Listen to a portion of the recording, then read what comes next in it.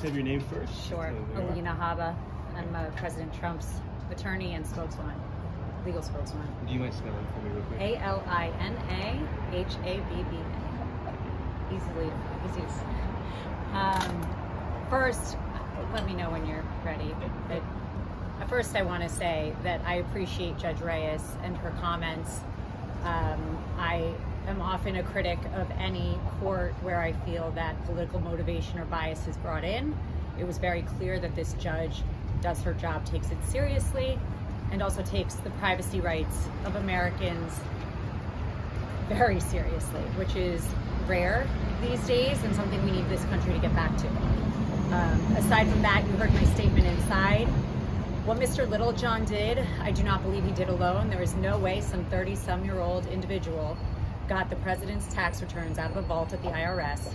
Somebody who worked for Booz Allen Hamilton, who obviously hires CIA agents, assets, including Edward Snowden, got the president's returns and released his alone and separate and apart from the thousands of other victims of this man right before an election. That is election interference. It is inappropriate. And as Judge Reyes astutely said, we have no time for it in this country. There is no place for it. It is wrong. And unless we want to be a third world country and end up like some of the atrocities that are happening right now in the world, we need to stop this now and allow the justice system to work the way it's supposed to work and the laws to be respected by the people that should be respecting them, especially government agencies. Thank you. You said in court that you would oppose this plea deal. Do you believe that Mr. Littlejohn is being under-prosecuted or undercharged? I think it's very telling when you get Mr. Littlejohn's indictment and it's one page, no facts are in it, but then if you're President Trump, you have 91 charges against you for effectively nothing that he could not have done. He had a Presidential Records Act in one case. I could go on and on and on. But when you see how differently people are treated, it's wrong, and there's no place for it. One felony count for releasing a sitting president's and candidates' tax returns months before an election to the New York Times. We just learned that inside. And then releasing thousands of other people's tax returns a year later. There's no place for that. And this guy has one felony charge with a maximum of 5 years. Let's see if he gets that maximum. But I'll tell you right now, if his last name was Trump, that would not look like that. That looked more like a Hunter Biden plea deal, if you ask me. Judge Reyes left the door open for former President Trump to make a statement during sentencing in the future. Do you think he'll take her up on that opportunity? I would love to be here. I'm sure he would love to be here. I know right now he's focused on a million other things, including Israel, which, he's trying to do what he can to help that. Unfortunately, as you know, we are tied up in endless, meaningless litigation because he is a candidate, because he is a front-running candidate, and that is all by design. But I know President Trump wanted to be here. I spoke with him right before I came. We'll try our best to be here. We think this is a really serious matter that the world needs to hear about, and we need to make sure it never happens again. Yeah, thank you. Thank you.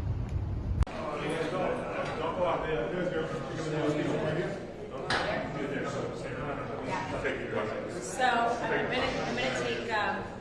I'm going to take some questions, but first I want to add some color to what my client has said. This has been publicly filed.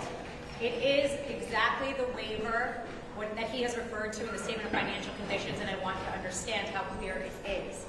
It states such valuation methods include but are not limited to the use of appraisals, capitalization of anticipated earnings, recent sales and offers, estimates of current values as determined by Mr. Trump in conjunction with his associates and in some instances, outside professionals.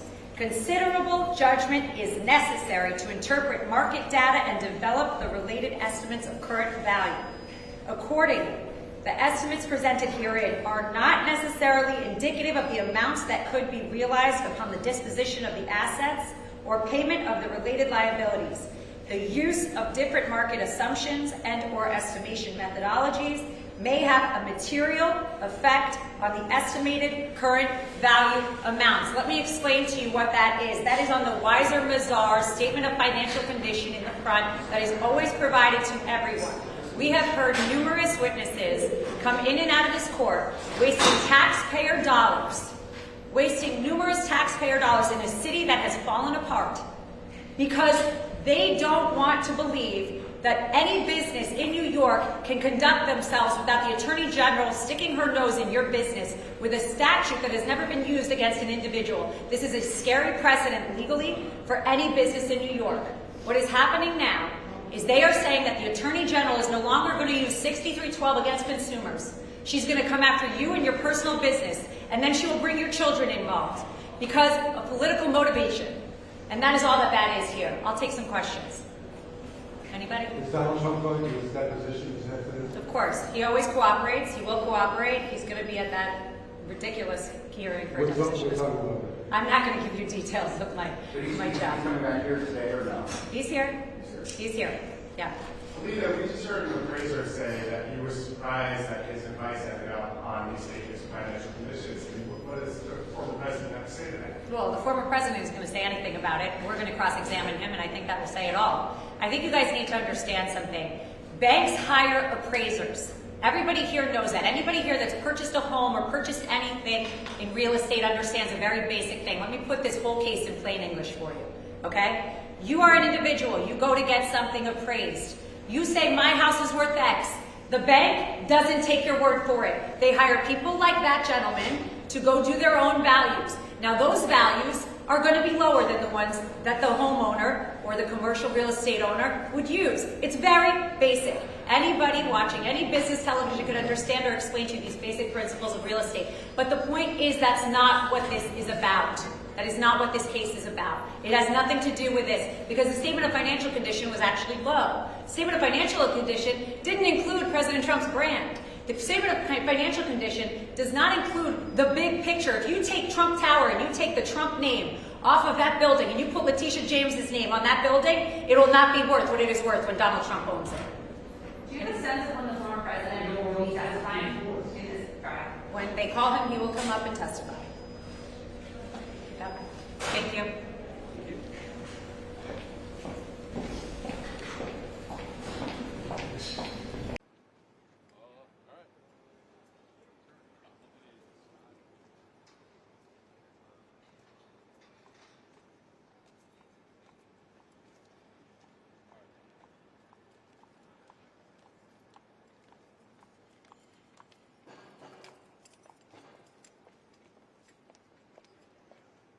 We are now over a month deep into the biggest waste of New York taxpayer dollars I've ever seen. President Trump's statement of financial condition was so undervalued, but Letitia James, as you've seen, will show up when it's a press day. I said it yesterday on the news. She hasn't been here for days, but you know when she's going to come? When the main event's here, and that is Trump. She piggybacked on Trump to get into office. She didn't do it well enough to be a governor. She was a failed gubernatorial candidate. And now she's working on her politics again. She shows up, sits in the back when she should be doing real work because the city of New York has fallen apart. If you are a business in New York, pay attention. You put your value. If President Trump wanted to inflate his net worth on a statement of financial condition, his brand alone could double, triple it. It's basic. It's basic. This is a waste of time. We heard testimony from an expert this week. Ms. James wasn't here for that day because it wasn't good for her. He's been paid by New York taxpayer dollars $450,000 in the past few months to come here and testify. That's your money. That's not my money. It is a crime, and now these children are being brought in away from their families for doing nothing wrong. It's a great company. It has always been a great company. It's worth a lot more than the statements say, and she just doesn't like it. And now her politics don't allow her to back off or back down. And it's unfortunate. But this case should be done. We are wasting our time. Thank you.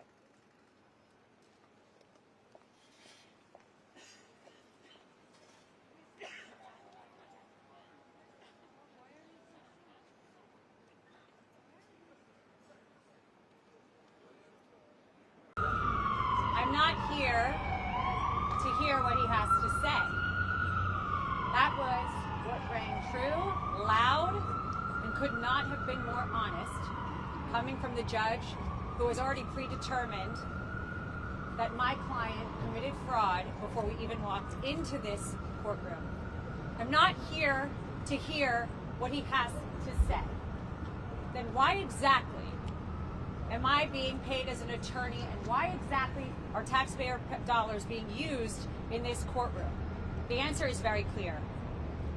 Because Miss James wants to stand right here like she did this morning and call my client a liar, call the company fraudulent, and make a name for herself. She said this morning that the numbers don't lie and they won't lie in this case. Well, Miss James, I have a message for you. The numbers didn't lie when you ran for governor, and that's why you dropped out. And the numbers don't lie when President Trump runs for office in 2024. And those numbers are loud and clear. This country is falling apart. And if we don't stop corruption in courtrooms where attorneys are gagged, where attorneys are not allowed to say what they need to say to protect their clients' interests, it doesn't matter what your politics are. Everyone has a right in this country to get up and put a defense. I don't care who you are. You have a right to hire a lawyer who can put objections on the record. You have a right to hire a lawyer who can stand up and say something when they see something wrong. But I was told to sit down today. I was yelled at, and I've had a judge who is unhinged slamming a table. Let me be very clear. I don't tolerate that in my life. I'm not going to tolerate it here. And you know what? You shouldn't either. Because not every American citizen gets a camera and a microphone. And what I'm seeing is such a demise of American judicial system and democracy. Miss James came out this morning and said that she knew Mr. Trump, and she always calls him Mr. Trump because it kills her that he was the president. But the 45th president of this country, one of the best presidents we've had, has built a great company. It's worth a ton more than that statement of financial condition. And she doesn't know how to get out of it because her politics won't allow her. She calls him a bully. She says he's going to bring out racial slurs. He's going to say things today and taunt her. Well, Miss James, you taunted him. Before you came into office, before you saw one record, one statement of financial condition, you taunted him. You said his administration was too male and too pale. Those are her words. She said that she and Michael Cohen were going to be his biggest nightmare. Well, I have some news for you, Miss James. Michael Cohen folded, lied, and crumbled. Your star witness, along with all the DAs and corrupt AGs, need to be paying attention to what happens when you let us take the stand. When you let my client speak the truth, and the judge can tell me to sit down, and he can try and shorten my client's testimony, but it is loud and clear. They've got nothing. They've got nothing but their politics. She's got nothing but her Soros backing, which we discovered recently. And I am sick and tired of seeing it. Pay attention, America. Pay attention. Because when you're in court one of these days, and you don't have a lawyer that has a microphone, and you don't have a lawyer that can go on TV, and you've got judges gagging them, what are you going to do? We need to fix this country. And we need to stop what is happening in this courtroom. President Trump is worth a lot more, and she wasn't ready for it. She doesn't understand it. And before she rushed to judgment, she should have thought about attacking somebody with over 50 years of real estate expertise who changed single-handedly the skyline of New York City. She picked the wrong person, and her politics will fail for it. Are you concerned by the judge's statement that President Trump's longer answers that he draws negative? So let's be clear about why the judge said that. The judge doesn't like when President Trump explains what actually happened because it's not good for his narrative. This is a judge who clearly has an issue. If you've seen his behavior with me, you've seen his behavior with the president today. He has a clear issue with facts that are not good for the case because he already predetermined, and I want everyone to understand, this is, yes, we do not have a jury. Yes, we do not have a lot of things that we should because they brought it under Section 6312. But this judge decided this case and liability before we walked up those stairs. I didn't have a shot. So right now we're sitting here doing a whole dance, and the only thing they want are facts that are bad for Trump. That's why he's silencing him. That's why he's telling him short answers, and that's why he's clearly enraged. His face is red. He came in hot, and he doesn't know how to handle him. Knowing the judge is the one who will decide the penalties, have you urged your client, President Trump, to keep his hands if my client was worried about people's penalties on him, and that's supposed to silence his right to free speech and his right to take a stand and explain, then I wouldn't want to represent him. My client's done nothing wrong.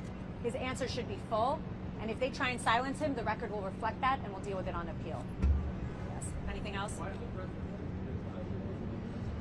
So everything is done strategically. I can't get into that. The truth of the matter is, the fifth was done in an EUO, which is a special proceeding. Once they brought the case, we decided it was better to fight the facts. But frankly, I never thought that she would bring the case, because once you see what his actual values are, you see that there's no there. But you know, she gets a lot of attention from this. You all are sitting out here. She comes out. She calls him a liar. I mean, this is third world stuff. You're not allowed to run before you even know what somebody's company is, before you even know what their financials are, and call someone a liar and call them a fraud and base your politics on this. Miss James would not be the Attorney General but for President Trump. Let's be very clear about that. And that might hurt her a little bit, but that's the facts. The facts hurt. That's why she wasn't a good governor. She didn't make governor. She didn't even come close. She used this case as a cover. Numbers don't lie, Miss James, to use her own words. Numbers don't lie.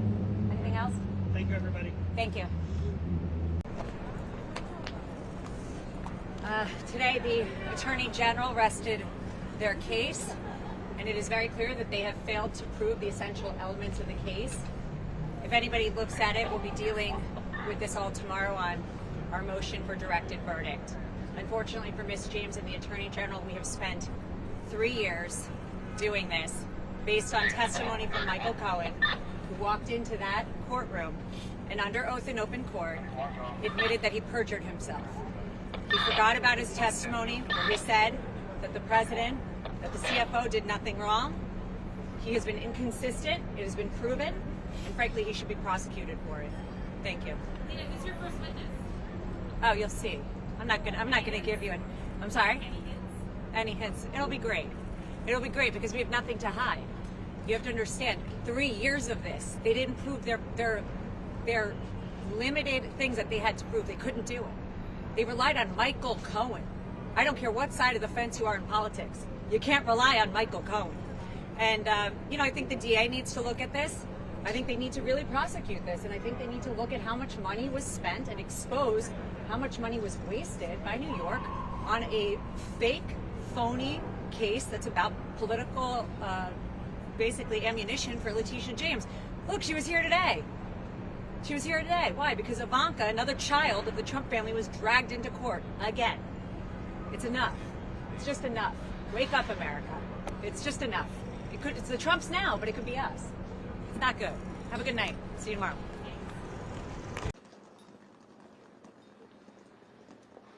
Good evening. So let's talk about one thing that the press hasn't reported. We just listened to testimony from a man who has such distinct recognitions as an accounting expert that even Letitia James's team and the OAG's team used him themselves as an accounting expert. Professor Bartov was the New York Attorney General's expert in the Exxon case. Let's start there. But today, when he was on the other side, they spent the entire day objecting because he was giving testimony that didn't suit their claims. His testimony included that there was absolutely, and I quote, no fraud, that the statement of financial condition for President Trump was understated, that there was no evidence of concealment, and that, in fact, President Trump's statements of financial condition had something that most other statements of financial condition don't have. 18 pages of descriptions and details about his properties, about his trophy assets, things that most people don't need to do and wouldn't do. The reason, because he had nothing to hide and he didn't conceal anything. This is not a publicly traded company. This is a private company. And the Attorney General is now sticking her nose into private companies. This is a very scary moment for our country. We have to have boundaries. We have to have laws. They were objecting every 5 minutes, and I really give credit today to the press that was in there. I did look at some of the feed, and it was accurate. There was absolutely no fraud. The statements were undervalued, and President Trump and the Trump Organization provided Deutsche Bank with everything they needed. Last week, we heard banks make clear that they thought they were a trophy client. They were the big whale that they wanted to get, and they valued their relationship. They said that holds true today. I don't know why we're here. I've said it before, and I say it again. Again, this case has absolutely no merit, and you don't have to believe me. A man that gives the Nobel Executive Committee recommendations on accounting and who should be recognized in accounting, that man that just sat in there for the entire day, made it very clear and had words with the AG and said, you should be ashamed of yourself. And I say it too. You should be ashamed of yourself. Thank you. I'm not going to speak about privileged information. At this time, the president is looking forward to taking the stand and once again making clear that he cooperated, he performed on his loans, they were paid ahead of schedule in some instances, always on time, and he was never in default. But somehow Ms. James needs to fulfill her political promise, so we're here and he'll be addressing all of that on Monday. Don't forget, though, he's going on Monday with the judge's gag order still in place, so he can't speak about certain things. He has to be so careful. That is so unconstitutional, in my opinion. We have First Amendment rights, we have rights as attorneys, Sixth Amendment rights, and those are all being violated. And he still wants to take the stand, even though my advice is, at this point, you should never take the stand with a gag order. But he is so firmly against what is happening in this court and so firmly for the old America that we know, not this America, that he will take that stand on Monday. What can we expect on Monday? The same as we've heard. The same as we've heard from experts. He will clarify it. He will open himself up to whatever they want because he's not afraid. People that are afraid cower. President Trump doesn't cower. We'll be back on Monday with that, and tomorrow we'll hear more testimony from this incredibly intelligent man. What was your client's reaction to the testimony today? I think he made it clear. It's more frustration that we have wasted time, that they are doing election interference. This is a tactic that we've seen time and time again. This is not the first or last of it, and we're going to have to deal with it in all the other trials. But I really hope this is a lesson to those other AGs and DAs out there trying to make a name for themselves off of President Trump's back. If you're going to do it with garbage claims, it's going to come out because there are experts willing to put their heads out, willing to put their necks out, and willing to say that this is garbage. And we heard that today, the entire day, and we will hear that well into tomorrow. I don't speak about politics. I'm a lawyer. But no, with all the cases that are stacked against him, Yeah. does he still feel confident about Monday, the outcome of this case and everything that's... The outcome of this case was determined before we walked into court. Let's be clear. We're not walking into this court every day expecting that this judge is going to let us off. We already see what's happened in this court. This judge made his determination on summary judgment before we even walked in, before an expert took the stand. So let's not get it twisted. I'm not here fighting for that. I'm here fighting for America with him so that we can stop this.